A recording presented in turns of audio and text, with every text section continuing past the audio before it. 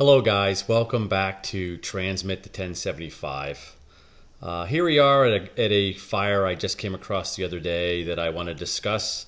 As always, as I've always mentioned, this isn't about harping on the guys or making fun of people or belittling or suggesting that we're so smart and they're so dumb. But I do like to go through some of these incidents and discuss tactics and what could have been, what should have been, what they did right, what they did wrong, in my view. I want guys to comment. I don't know it all. If you think you know otherwise, please jump in here and tell me how it is. All right, so let's get underway. Yes, I checked. I didn't see nobody. Thank you for 10.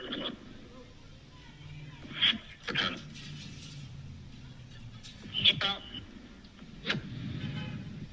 2019 All right, so I'm going to start off by saying you just saw the film stopped and started, and you're going to see this a couple times. I'm sort of confused by this. I actually wrote an email as well as commented on this videographer's posting, asking them if he had a complete version of it. He does not. I did some investigating. It wasn't that difficult, but I get the feeling, or I've figured out that the person videoing it, who has sort of a news thing, also happens to be a volunteer in one of these departments, which is fine. But I suspect some of the stopping and starting may be on behalf of making the department look better. I get that, but it's a little bit difficult for me to really tell what's going on at times. So I may have some opinions about things, and they may be wrong, but I don't know because some of the video has been taken away. This is a volunteer department. I think it's a small town, but it has a main downtown here. Let's start off by saying right now, this is not an easy fire. Okay, so we're going to get through it, and at the end, this block is still standing. So I will give a thumbs up to this department because from what you see here on arrival, the block's still there. Okay, so things could be far worse. And this would be a tough fire for a city department with a lot more guys and a lot more experience and so forth. So I am cognizant of that. There's also very poor access to the rear. We see here, I guess I would classify this as a 3-story ordinary. You have a 3-story, I guess this is a taxpayer wood frame. It's a little unusual. A typical taxpayer in my understanding is this is typically a storefront, and then hence the taxpayer is that the rentals above pay the taxes, or maybe it was thought the other way around. Nevertheless, but in this case, it's half a storefront and half occupied. So not something I've seen very often, but there it is. And then next to this, we have a 4-story wood frame. So guys, we got a huge potential for disaster here. If things go the wrong way, like I said, it wouldn't be out of the norm to lose this entire block or multiple buildings. Again, especially with limited manpower. I get the impression they've got here a little later. If we saw the video, there was just fire showing out a window or two, and now at this point, it's blowing out pretty hard, and some stuff is dropping down onto the first floor. But let's let it play out. Around 2023, keep ready to come out. Alpha 1 working fire. All right, I want to point out a couple silly things. This isn't the main focus. My main focus is about tactically how we fight this fire in the first 3 minutes of arrival. I will point out here, I don't understand in my career. I'm assuming this is the officer right here. In every department I've ever had, this is volunteer, but even in the volunteer days, the officer is riding in the front seat next to the chauffeur, the driver, the engineer. This guy doesn't have an air pack on. My old school ways is the officer is going in with these guys. He should have his air pack on. Something else may be going here that I'm not aware of, but that caught my eye.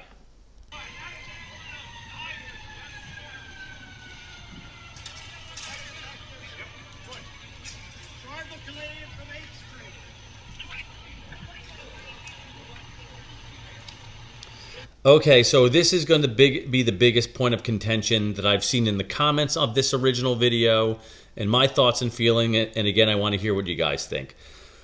They got a heavy volume of fire on the third floor. They have fire already going into a 4-story wood frame exposure. As I said a couple times already, they have limited manpower. They're a little bit late in the game. I am not opposed to even stretching this line. But what I'm going to talk about here is my advocacy for putting water from the outside on this fire prior to going in. There's many comments in this original video about using the deck gun. And I'm stunned by the amount of people who are not only disagree, but are enraged with that idea. It's blasphemy. I don't know why they think so. I think this could be a perfect reason to do this. I'm going to show another video soon here in conjunction with this, but if you've been following FDNY over the last 10 years or so, at Governor's Island, NIST did a study at a bunch of garden apartments where they lit these fires in different ways, basement fires, top floor fires. They did flow path, they did putting water in shooting in water from the exterior into the basement or into second floor windows or whatever with temperature gauges throughout the building. And it is very obvious that this idea that was told 50 years ago that you're a sissy if you did this, or this is not something you should do, or you're going to break up the thermal balance, or whatever the case is wrong. And we need to, when situations like this occur, recognize that this is an optimal situation for putting water from the outside prior to going in. And it doesn't mean you're less of a fireman or that you're a sissy or that you don't know what you're doing. You go inside this building. Again, I worked in the city for urban EMS for 10 years, so I know what these buildings are like. You might go in a door here and think you're going to wind up here, but it can be very confusing. I've seen city buildings where you enter a door here to get over there. So these guys could stretch the line and in 5 minutes go by before they've even made the top floor. And by that time, this exposure is well off. And now you're chasing, now you're behind in the game further than you are already. So the idea of opening this line and knocking this down would be fantastic. It may have actually been done. I'm not sure because the video is going to get cut. But the deck gun, assuming they have one here, is not a bad idea. Period. End of statement. Enter 419. Local penalty from 4510. So this is going to get cut in just a minute. The hose lays a little sloppy, whatever. I'm sure they don't do this that often. It's not that big a deal. I wish we could have seen this. Like, to me, this is the moment we've been waiting for. Showing up. I've been a fire buff too. This is the moment every fire buff waits for, is right here, to see the line getting stretched when we have heavy fire in a multiple dwelling block. And for some reason, it gets shut off.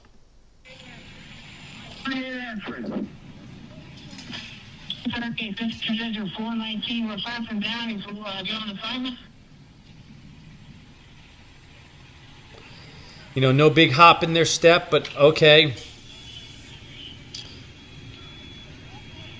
All right, so here we are, guys. So I mentioned this is why I'm so frustrated and why I really wanted to know what's going on, because the point I wanted to prove is that either using the deck gun or using a handline to knock this fire out, to knock the exposure down prior to going in, could be extremely effective. It will drop temperatures, as I mentioned, throughout the building, where if there happens to be victims, they can obviously be helped tremendously. And, you know, the old saying, put the fire out and all your problems go away. So they may have done that. Maybe they didn't do it as effectively. There's no longer fire here. There was fire in other places before the video shut. So maybe they did a little bit of that. Maybe they could have done it better. I don't know. Guys, tell me what you think. Should you use the deck gun here? Should you have knocked this out completely? Should you have stretched it 2.5 and knocked it down? I also suggest maybe, you know, this may be a manpower and equipment issue, but I would hope a ladder company would set up here at some point in the not too distant future and prepare for exterior operation.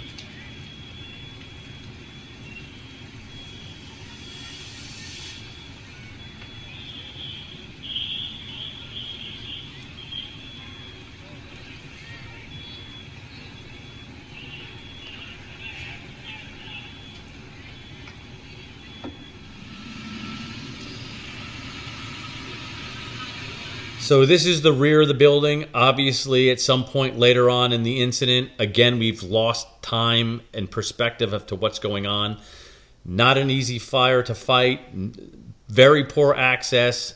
I'm happy they're using the deck gun here to knock this fire down. As a matter of fact, I think this is probably what ultimately saved the block, although we don't get a real good perspective of how it's being utilized.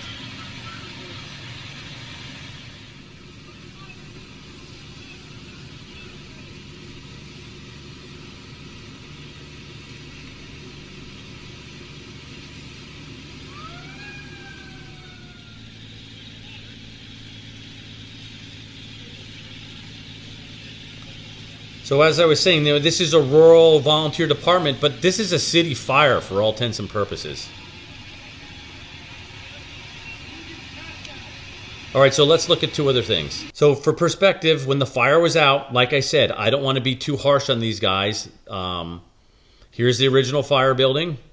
Here's the 4-story wood frame exposure. Obviously has heavy damage, and I'm sure is, for all intents and purposes, no longer occupied, but it's still standing. The third floor of this building is completely gone and collapsed. So they held it to the building of origin and exposure 4. But so there's that to give you some perspective. And so here is the NIST Governor's Island FDNY experiments. Now this was just one of the, which I'm just going to show this briefly, is a basement fire.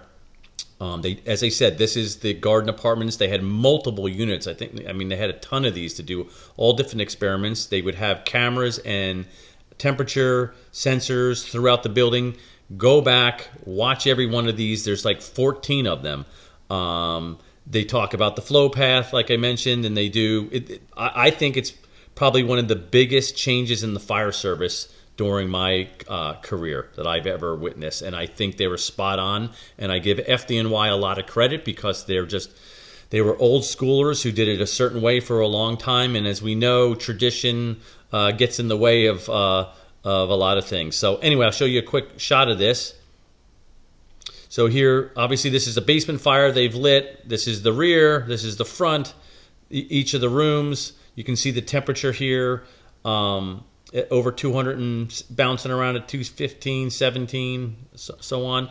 They start to put water in the basement through a window.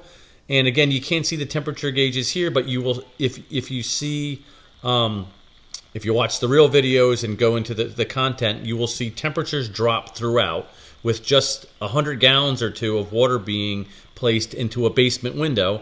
And in many cases, these temperatures are dropping on the upper floors where potential victims can be. So my point to this is that whether it be a deck gun or whether it be a 2.5 or even an 1 3/4 inch, shooting water from the exterior in the right circumstances, and this is that circumstance. There is no better circumstance than what I've just showed you on that fire. So anyway, let me know what you guys think. Please like and subscribe, and we'll see you at the next one.